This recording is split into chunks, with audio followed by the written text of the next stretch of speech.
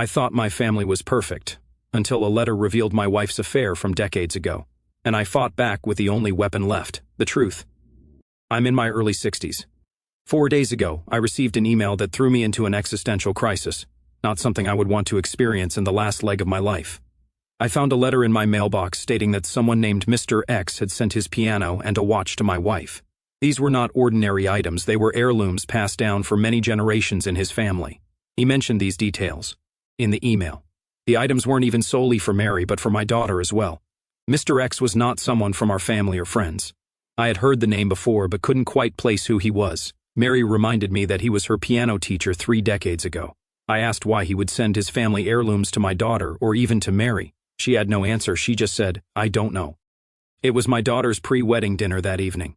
For a moment, I thought it might be his wedding gift, but the question remained the same.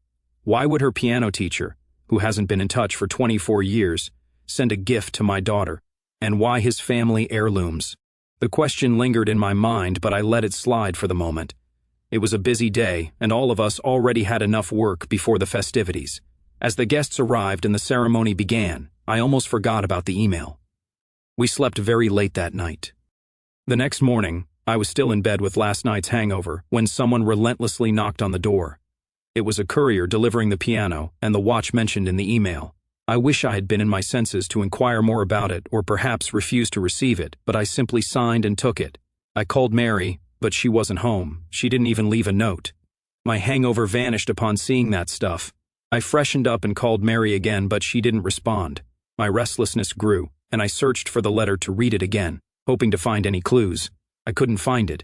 I had kept the letter in my bedside drawer, but when I searched elsewhere, I found it in a different drawer. Clearly, Mary had read it while I was asleep and placed it there. She came back in the afternoon and royally ignored the huge piano in the living room. I asked her why her teacher sent his heirlooms to our daughter. She gave me a look and said, "How am I supposed to know? It's been 24 years since I've met him. Maybe he sends something to all his students." I nodded and asked if she had read the letter we received yesterday. She said no and raced to the kitchen, evidently escaping the confrontation.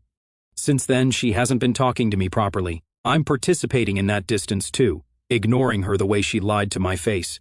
It's gotten on my nerves.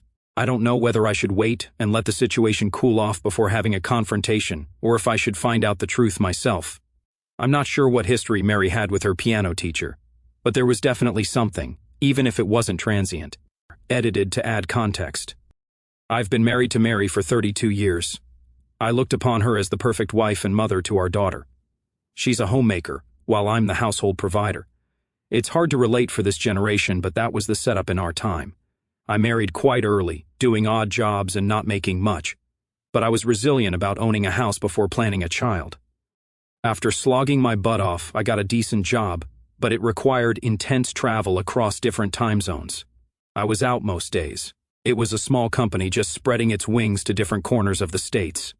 I joined as a sales representative and eventually climbed the ladder to sales head, business development, and expansion manager. Mary was understanding about my work commitments, but she used to be upset that I wasn't giving her enough time. She wanted children, but I wasn't ready for such a commitment, both financially and emotionally, mostly financially. I wanted to give the best life to my children, and at that time I had neither money nor time. I explained my concerns, and she was on board with my plan. I suggested she seek a part-time job or pursue a hobby to combat her loneliness. She joined a piano class. Being a music enthusiast, I encouraged her to pursue it seriously, but she treated it more as a hobby. I was happy she had something to occupy her time and mind. Mary stopped complaining about my absence. She was busy with her practice and classes. I felt relief back then, little knowing it would come back to bite me after 24 years. I met her piano teacher twice. The first time I came home early from a work trip.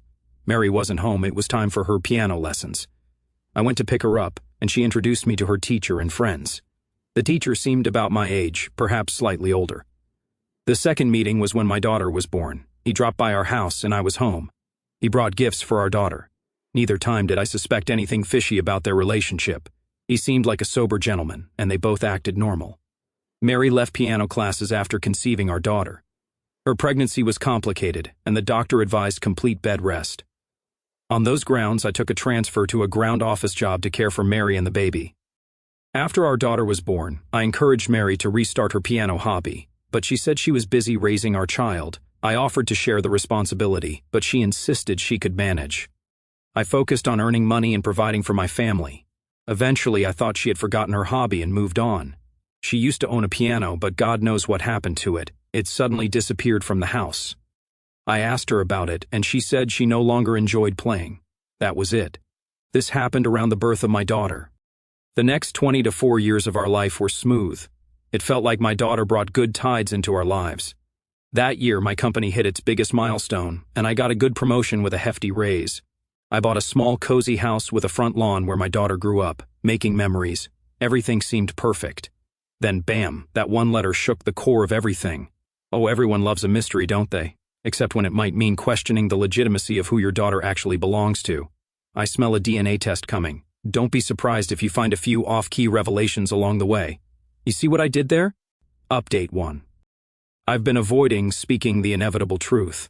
All the pieces hinted that Mary had something more with her piano teacher beyond taking lessons. My house grew cold after that day. Mary and I avoided each other's presence. It felt like my dread was coming true. A couple of times, I asked Mary if she wanted to talk, but she outright refused to address the elephant in the room. Honestly, I was so pissed off that I didn't put effort into fixing it. Instead of begging Mary for the truth, I decided to find it myself. I went to the courier company that delivered the parcels and the email. Not easily, but I managed to get Mr. X's address. He lived in a remote countryside farmhouse. It took me a 4-hour drive to get there. Spotting his farm was a challenge in a low-network zone, but thanks to his local fame, a garage owner guided me to his house. Mr. X had spent the last 10 to 15 years teaching music to young boys and girls in that area.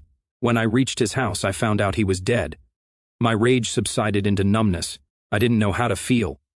A caretaker and another elderly man who introduced himself as Mr. X's cousin were there. The cousin had facilitated the shipment of the piano and watched to my house after Mr. X's death. He said he followed Mr. X's lawyer's instructions as per his will. Mr. X never married, had no children, and had no heir to inherit his belongings. His cousin clarified that Mr. X willed his property to charity, but the most precious items, his piano and watch, were given to my daughter. I asked if he knew anything about Mary. He said no with a straight face. I tried probing more, but he said we should respect the dead and move on. I took the hint, thanked him, and left. When I returned home, Mary was lying lifelessly on the couch. For the first time since that day, I saw her face properly. She had grown pale. I sat down, my demeanor changed. I asked if she knew about Mr. X's death. She looked at me with teary eyes and said, "So you went there?" I nodded. She knew about it. After a long silence, I asked, "Will you confess now?" She held my hand and broke down. Her confession went like this: "It was a one-time mistake. My loneliness tricked me into this. You were always away. I craved you emotionally and physically. Our physical relationship had a dry spell for months. Even when you were in town, you were so busy at work that you were ignorant of my needs. I wanted to stop her and say I wasn't enjoying it either. It was difficult for me too. Leading a nomadic life, hopping from one city to another without adequate sleep or food, was no fun. But I did it to give my family a good life, and I succeeded. We have a decent life. Mary never had to worry about the household budget or compromise on her lifestyle. My daughter went to the best school and got the college education of her choice without any loans. I funded it all. This comes with a price. You can't just eat the meat and throw away the bread. You've got to bear the bad to enjoy the good. But all this meant nothing. Especially now when the ship had sailed. She cried and said, "I'm sorry. I never intended to cheat on you, but it happened in the heat of the moment. I feel guilty about it. I wanted to confess when you returned, but didn't want to hurt you with the truth. You were so happy with the news of the baby. I was scared the truth would ruin everything. I tried telling her, but you were so happy that you didn't notice I was upset and guilty." The moment hit me. What truth about the baby would have ruined everything? She kept sobbing and choking, but I grew restless. I lost my patience and yelled, asking if our daughter was not mine. She nodded and said the baby was Mr. X's. I slumped on the couch, overwhelmed by a gush of emotions, betrayal, emptiness, and crisis. The daughter I raised for 24 years isn't mine. I'm learning this truth in my 60s. I suffered a mild heart attack last year, and it gives me shivers to think that if I hadn't survived, I would have died thinking she was my daughter. Mary held me, cried, apologized, and said things about forgiveness and moving on, but I zoned out. I was lost. I stood up to leave. She begged me not to go. I told her I needed time to process this trauma. I drove off in my camper for more than 50 miles before parking and breaking down like a puppy. I don't know what I'm going to do next or what others would do in this situation. Without sounding mean, I'm not looking for advice. It may not work for me. I'll decide for myself. I'm using this space to pen my emotions.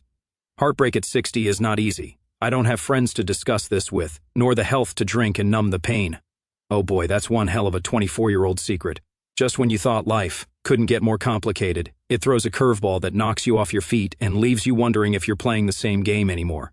Your wife's confession hits like a ton of bricks, revealing a profound betrayal. At least she waited until your twilight years to drop the bombshell, right? As for your daughter, well, the apple fell further from the family tree than you thought. It's like finding out your favorite song was a cover by a different band. Talk about a case of mistaken identity. Update 2. I went back home the next day. Mary was sleeping in the bedroom. I hadn't answered her calls or texts since that day. The condition of the house and kitchen gave an eerie vibe. It looked like she hadn't cooked or eaten anything since the previous day. I opened the refrigerator to grab something. Mary woke up and came to hug me, crying and apologizing again. She swore it was a one-time thing and that she had never cheated again. She said she quit her piano classes after the encounter. It wasn't an affair. She didn't love him or have feelings for him. It was about loneliness and needs I couldn't fulfill due to my work commitments. I asked her to calm down and sleep. She insisted we talk and resolve the matter. I said, "Not now. You don't look fine, so rest and we'll sort this out later."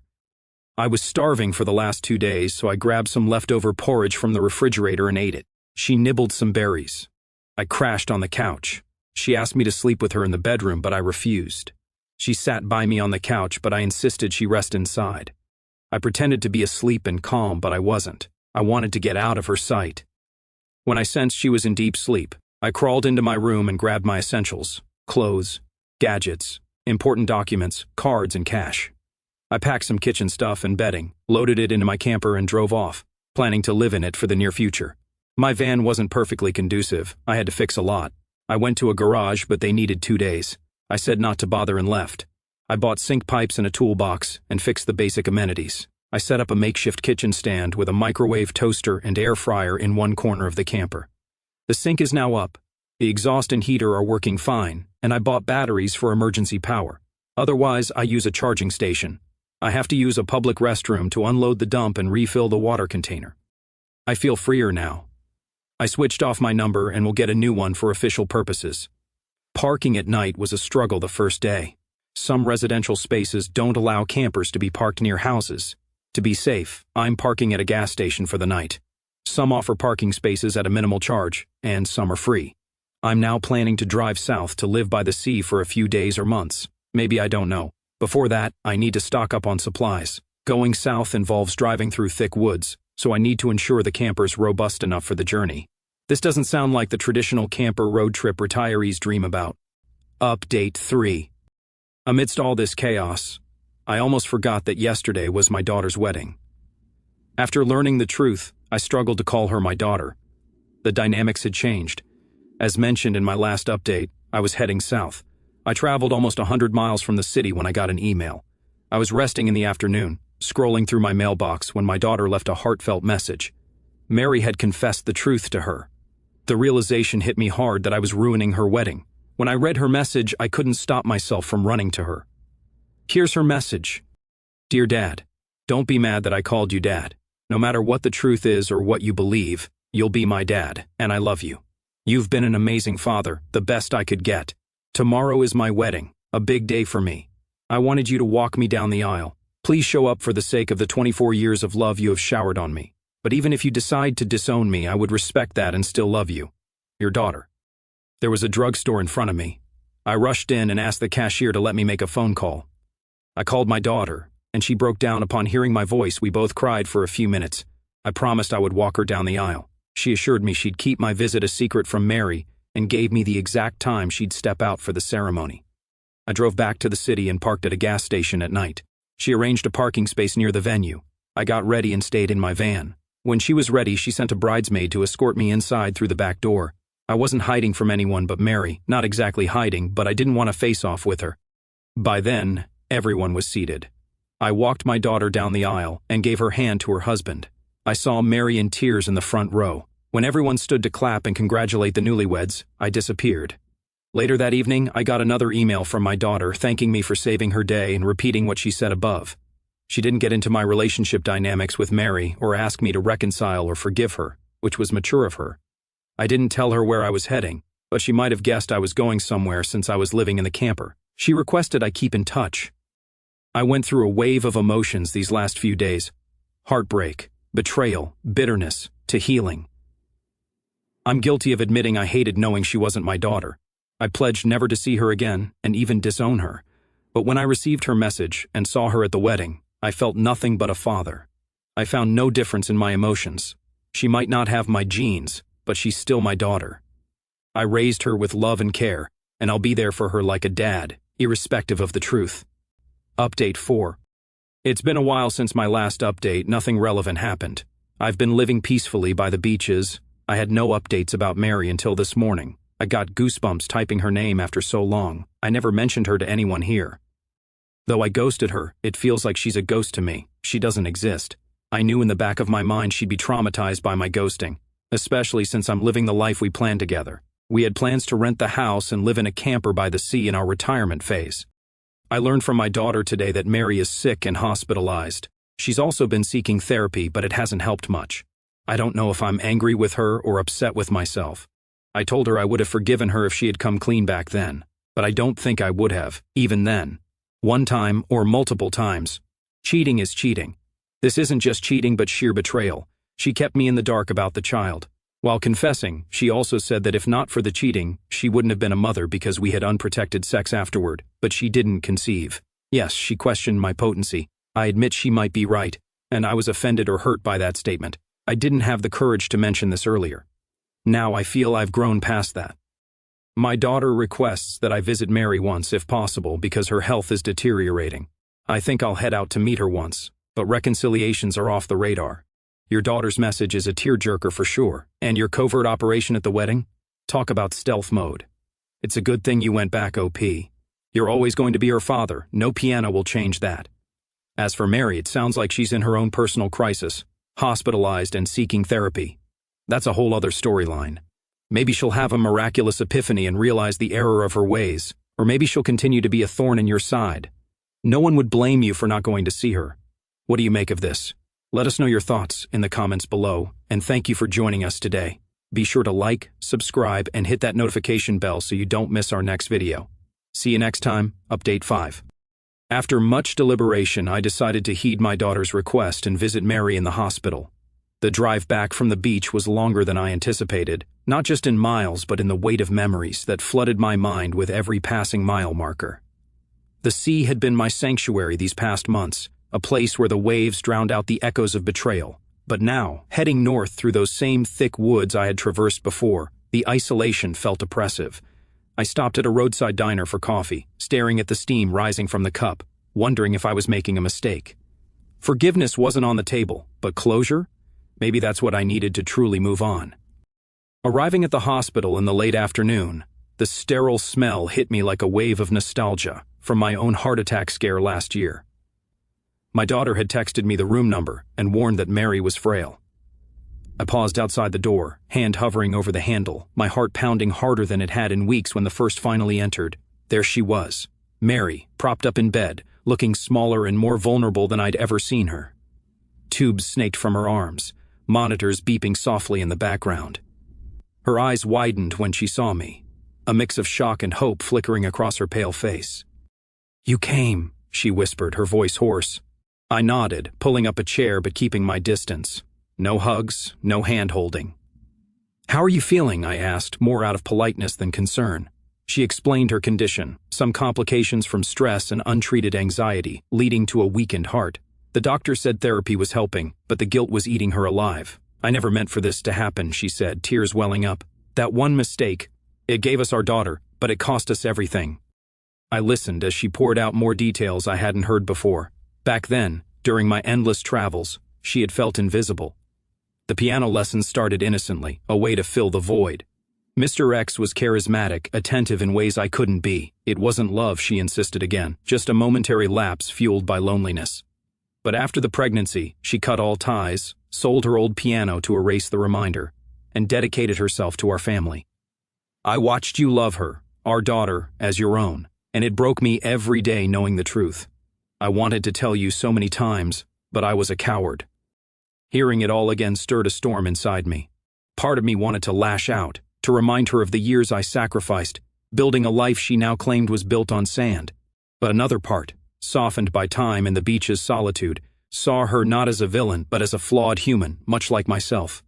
I admitted my faults too, my obsession with financial security that left her alone, my reluctance to start a family sooner. Maybe if I'd been more present, things would have been different. But regrets don't change facts. We talked for over an hour, the conversation ebbing between accusations and apologies. She begged for a chance to make amends, perhaps even reconcile in some small way. I told her honestly that trust was shattered beyond repair. Divorce papers were already in motion through a lawyer I'd contacted remotely. But for our daughter's sake, I'd remain civil. No more ghosting. I'd keep in touch about practical matters like the house and finances.